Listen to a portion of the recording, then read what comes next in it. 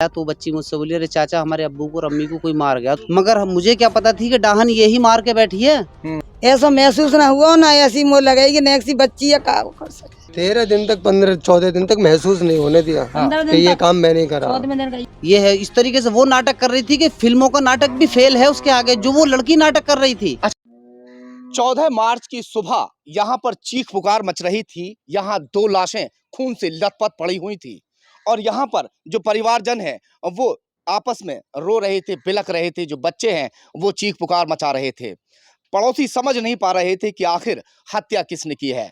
उनको बुरी तरह से काटा गया था, बुरी तरह से कुचला गया था। उनके सर पर, उनके चेहरे पर, उनके गर्दन पर बेतहाशा बुरी तरह से वार किए गए थे। निर्दयी तरह से उनकी हत्या की गई थी। एक प्रोफेशनल जैसे क्रिमिनल वार करता है, हत्या करता है, उस तरह से उनकी हत्या की गई थी। ये मैं बता दूं आपको कि बुलंदशहर का कस्बा शिकारपुर पड़ता है और मोहल्ला दरवाजा लगता है। यहीं पर 14 मार्च की सुबह सुबह पति पत्नी रात को अच्छे खासे सोए थे और ये जब सुबह को देखा तो यहाँ पर उन दोनों की खून से लथपथ लाश मिली थी। ये चाचा सामने रहते हैं। उनकी बेटी ने यहाँ जो 15 साल की बेटी ऊपर ऊपर से आवाज देती है कि चाचा मेरे माँ बाप को यहाँ से जगा दीजिए। आज वो सोकर नहीं उठ पाए हैं। इन चाचा ने भी उन्हें आवाज दी, उठाने की कोशिश की, मगर लाश कभी नहीं बोलती और वो बोल भी नहीं पाए। उसके बाद वो 15 साल की बेटी जो थी वो यहाँ से उतरती है। उतरने के बाद जब उसने अपने माँ बाप को यहाँ पर खून से लथपथ देखा, वो यहाँ चीखना चिल्लाना शुरू कर देती है और जैसे ही वो चीखती चिल्लाती है, अड़ोसी पड़ोसी यहाँ पर भाग दौड़ कर पहुँचते हैं और देखते हैं सभी के पैरों तले जमीन निकल जाती है, क्योंकि मंजर इतना खौफनाक था। उनकी जो सर हैं वो कुचले हुए थे। लगातार उनसे कुल्हाड़ी उनके सर और उनके चेहरे पर, उनकी गर्दन पर कुल्हाड़ी से ताबड़तोड़ वार किए गए थे। जो लड़की हल्ला मचा रही थी, शोर मचा रही थी, उन्हें जगाने की कोशिश कर रही थी और जिसने यहाँ आके शोर शराबा शुरू किया, जो सबसे ज्यादा चीख रही थी, रो रही थी, सबसे ज्यादा दहाड़े मार रही थी, वो लड़की उन दोनों की कातिल थी और उसकी उम्र थी महज 15 साल। उसकी दिमाग की आप तारीफ भी करेंगे और सोचकर हैरत में भी पड़ जाएंगे कि उस लड़की ने कैसी खौफनाक साजिश रची। उसे रोका जाता था उसके प्रेमी से बात करने से। उसकी जो माँ है उसे रोकती थी, उसे टोकती थी, यहाँ तक कि उसे मारपीट भी करती थी। माँ बाप है, मारेंगे पीटेंगे भी, रोकेंगे औलाद को। बहुत कम उम्र थी, 15 साल। उस लड़की ने पहले मारने की जब उन्हें साजिश रची, साजिश के बाद में सबसे पहले रात को 10-10 नशे की गोलियां उनके दूध में मिला देती है और अपनी माँ के पैर दबाने शुरू कर देती है। माँ सोच रही थी कि आखिर आज उसे इतना प्यार आखिर क्यों आ रहा है, मगर उसकी साजिश से वो अनजान थी। उसकी टांगें दबाती रहती है और जब वो नींद के आगोश में चली जाती है तो उसे टटोल के देखती है कि माँ जिंदा तो माँ सोई है या अभी जाग रही है। जब उसे ये अंदेशा हो चुका होता है कि वो पूरी तरह से सो चुकी है, उसके बाद उसे झंझोड़ के देखती है और जब उसे यकीन हो चुका उसके बाद वो अंदर से कुल्हाड़ी निकाल कर लाती है। सबसे पहले वो अपने माँ और बाप को उल्टी तरफ से कुल्हाड़ी से उनके सर कुचलने शुरू करती है और उसके बाद में ताबड़तोड़ अपनी माँ पर इतने वार करती है, क्योंकि जो उसकी माँ है वो अब खुद भी उसको मारती थी, उसके पिता से पिटवाती थी, अपने रिश्तेदारों से पिटवाती थी। सबसे ज्यादा रोक टोक प्रेमी से मिलने से उसकी माँ करती थी। इसी वजह से तब तक वो उसको मारती है जब तक कि उसको यकीन नहीं हो जाता। उसके बाद 1 घंटे तक लगातार यहाँ पर बैठी रहती है। उसे अभी यकीन नहीं हो रहा था कि ऐसा ना हो कि वो जाग जाए, उठ जाए या कोई सांस उनमें बकाया ना रह जाए। फिर यहाँ 1 घंटे रहने के बाद में वो गलियों में यहाँ घूमती है कि उसे किसी ने देख तो ना लिया हो। कुल्हाड़ी उसके हाथ में थी, गलियों में वो घूम रही थी कि अगर किसी ने उसको देखा होगा तो उसे भी वो मौत के घाट उतार देगी। आगे की कहानी मैं पूछता हूँ। अच्छा, ये जो बुलंदशहर एसएसपी ने 4-4 टीमें लगाई पुलिस की, उसके बाद भी 15 दिन तक पुलिस के हाथ कुछ नहीं लग पा रहा था। 15 से 16 दिन के बाद 16 दिन में इसका खुलासा हो पाया। बामुश्किल पुलिस को पता चल पाया, क्योंकि जो लड़की हत्यारिन थी वो लगातार अपने घर में बिलख बिलख के रो रही थी, बयान कर कर के रो रही थी। इसलिए पुलिस का शक उस पर जल्दी से जा नहीं रहा था। वो पुलिस को लगातार गुमराह भी कर रही थी कि उसके पिता की हत्या उसके दुश्मनों ने की है। उसका कुछ दिन पहले कहीं झगड़ा हुआ था। क्या हुआ था आशिक जी, थोड़ा बता दीजिए। लड़की ने एक दिन पहले की बताई थी कि अब्बू बता रहे हैं कि वहाँ चुंगी पे 15,000 का किसी का झगड़ा हो गया है, देने उसे। इस चक्कर में वो पुलिस को गुमराह कर रही थी और ऐसी कोई बात नहीं थी। पुलिस ने बहुत माँ बाप को छानबीन क्यों की। मारा उसने? क्या बताया उसने? यही बताया कि मुझे मारा पीटा है, इसलिए मैंने इन दोनों चलिए को आप बता नहीं पा रहे हैं थोड़ा सा। आप चाची कहाँ है इनकी? ये नानी है ना? क्या बताया नानी उसने, लड़की ने, पुलिस को, जो आपने सुना वो बताइए। ऐसे ही सुनो, मैंने तो जैसे कि बता रहे हैं आशिक हाँ। नौका काके में मुझे मारा पीटा। अच्छा। 1 महीना पहले माँ बाप उसके मारते पीटते हाँ थे। मारो पीटो मुझे उस बात के ऊपर नंबर में फोन करती वो किसी लड़के के पास। हाँ। तो मारो पीटो जब से ही उसने दुश्मनी बांध ली बांधे के उन्हों से दोनों माँ बाप से। हाँ दुश्मनी बांध कर नौका मैंने जब ये काम करा है हाँ। ऐसे हांगी के ये पुलिस से ऐसे करके हाँ। हाँ। बड़ी बात देखिए, उसके दिमाग की आप सोच के भी हैरत में रह जाएंगे कि जिस वक्त यहाँ से कत्ल करने के बाद में उसने बाहर से यहाँ लॉक कर दिया, उसको ताला लगा दिया और ताला लगाने के बाद अपने पिता के सरहाने चाबी को रख देती है। और चाबी रखने के बाद में ये वो जंगला है, मैं दिखा सकता हूँ आपको कि यहाँ थोड़ा आ जाइए। यहाँ से अपने छत के लिए यहाँ से चढ़ती है और जो अंदर उसके छोटे भाई बहन सो रहे थे उनके पास जाके सो जाती है। फिर उसे ख्याल आता है कि जो जिस वक्त उसने हत्या की थी उसके कपड़े जो खून में सन चुके थे उन कपड़ों को भी वो धो देती है। कपड़ों को धोया गया था, कहाँ गया वो?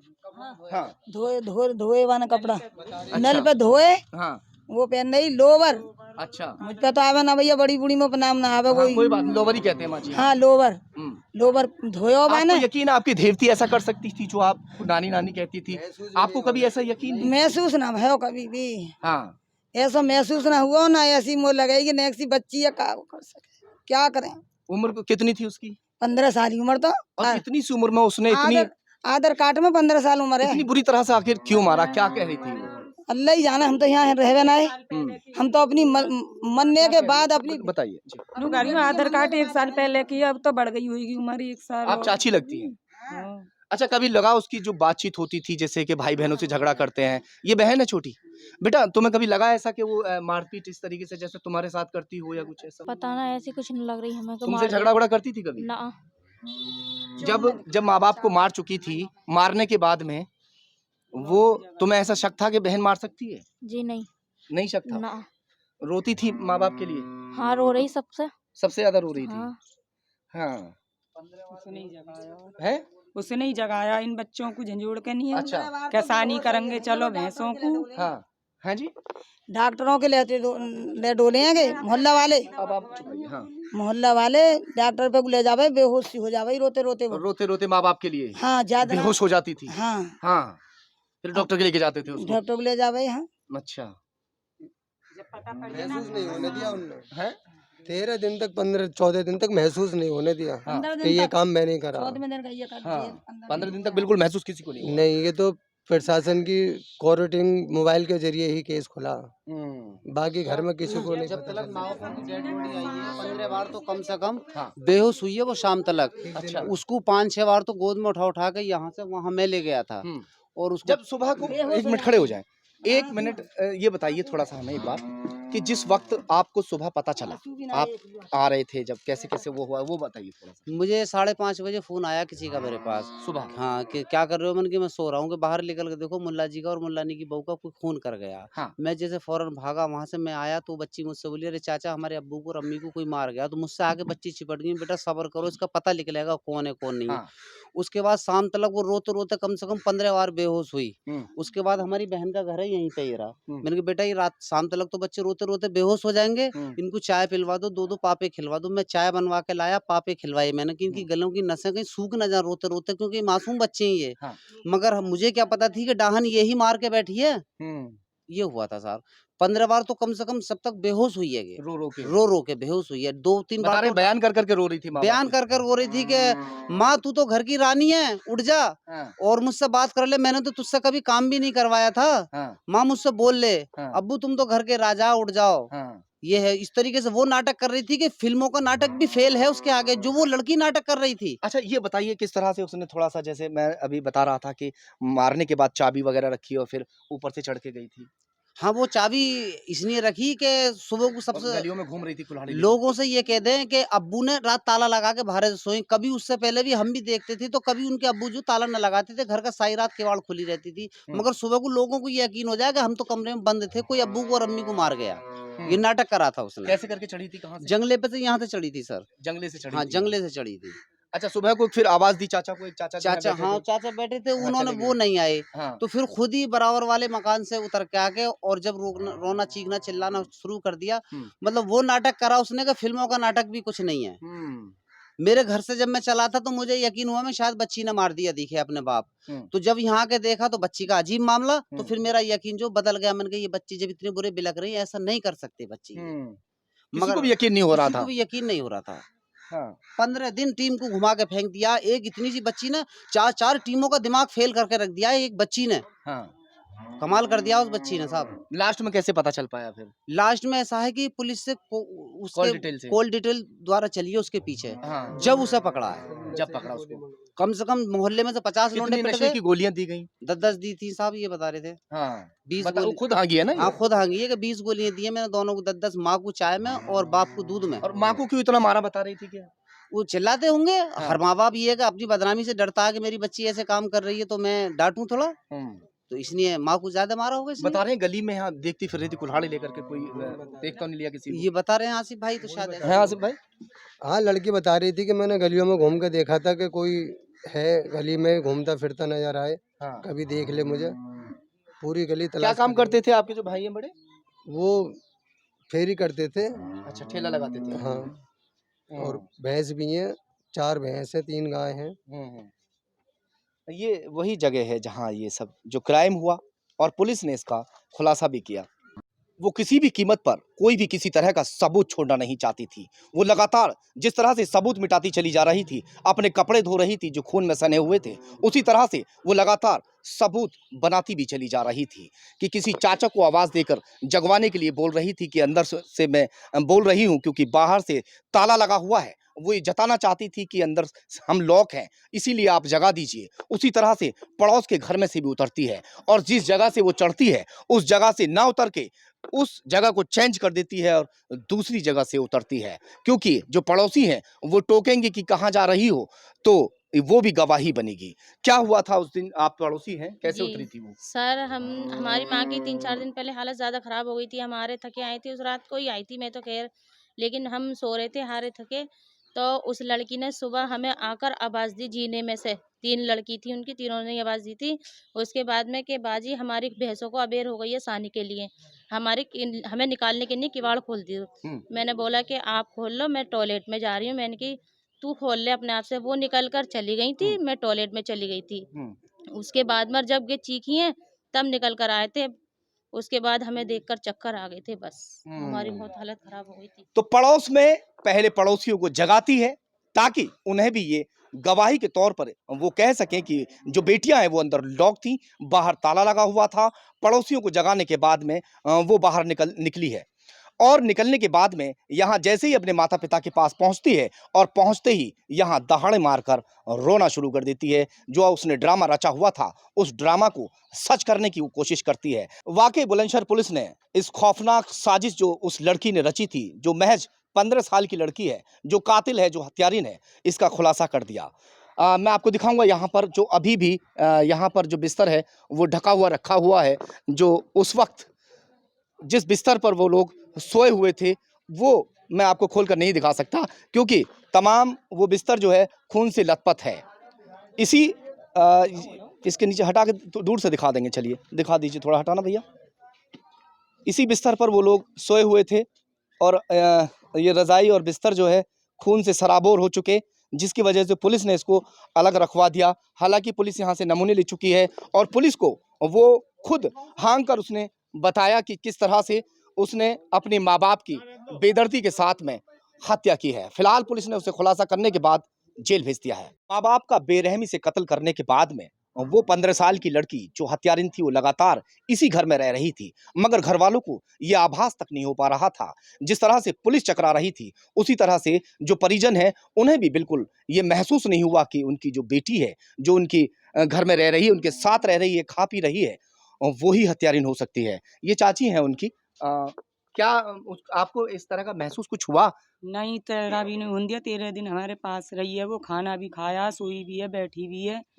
क्या और बात कहती थी माँ बाप के लिए? हमसे कुछ नहीं कहती थी, नु कहती थी हमारे माँ बाप बहुत अच्छे हैं, नो हमारे माँ बापों को किसी और ने मार दिया। जरा भी पता ना हुंदी माँ बाप उसे को ना। याद करती थी? माँ बापों को हाँ, जब हमारे पास सबके पास बैठती थी तो रोती थी, हाँ, और जब अलग हो जाती थी तो जबकि पता न पल्ले तरफ की। हाँ। भैंसों वाला कमरा है इन्हों का, अच्छा, वहाँ अकेले में भी जाती थी? वहाँ अकेले में जाती थी, वहीं पे उसने हथियार दुबकाया था। अच्छा, हथियार भी वहीं मिला था? हाँ, हम्म। उसमें। जब परिजनों के पास होती, अपने भाई बहनों के पास होती, अपनी चाची और चाचा के पास होती थी, तो माँ बाप को याद कर करके बिलक बिलक के रोती थी। मगर बराबर में ही एक ऐसा रूम है जहां उसने अपने हथियार को छुपाया था, जिससे अपने माँ बाप की हत्या की थी। उस रूम में जाकर वो मन ही मन खुश होती थी कि किसी को भी पता नहीं चल पा रहा है, मैं अपनी साजिश में कामयाब हो रही हूँ। हत्यारिन रुकैया, ये वो रूम है उसका फेवरेट रूम, जिसमें वो डांस करती थी और अपने अपने माँ बाप की हत्या करने के बाद वो खुशी का जश्न मनाती थी कि मैं अपने मंसूबों में कामयाब हो चुकी हूँ। यहाँ पर ही वो डांस करती थी। माँ बाप की हत्या करने के बाद में भी 3 से 4 वीडियो उसके बाद के हैं जिस वक्त वो हत्या कर चुकी थी। वो खुश थी, बेहद खुश थी। वो यहाँ अकेले में आके यहाँ पहले दरवाजा लॉक करती थी, दरवाजा दिखा दीजिए। दरवाजा लॉक करती थी और लॉक करने के बाद में जब उसे कोई नहीं देख पाता था, उसके बाद में यहाँ पर वो आराम से अपनी वीडियो बनाती थी, डांस करती थी, खुशी जाहिर करती थी और मन ही मन खुश होती थी कि सभी को उसने बहका जो लिया था। तो पुलिस ही खुलासा कर पा रही थी, ना ही घर वालों को पता चल पा रहा था कि हत्यारिन रुकैया ही अपने माँ बाप की हत्या करके आसानी से यहाँ पर रह रही है। ये वो रूम है जिस रूम में, थोड़ा लाइट जला देना भैया, लाइट है। इसी रूम में उसने कुल्हाड़ी को रख दिया था। यहाँ भूसे का ढेर है और भूसे के ढेर में यहाँ कुल्हाड़ी को उसने छिपा दिया था। बाद में जब पुलिस ने खुलासा किया तो खुलासा करने के बाद में यहाँ ये भूसे का ढेर है, इस ढेर में उसने जो कुल्हाड़ी है वो उसने छिपाई थी और खुद ही पुलिस को यहाँ साथ लाकर उस कुल्हाड़ी को यहाँ से निकलवाया था। मैं आपको वीडियो दिखा सकता हूँ। इस हमारे आप वीडियो में भी देख सकते हैं कि किस तरह से वो खुशी का जश्न मना रही है।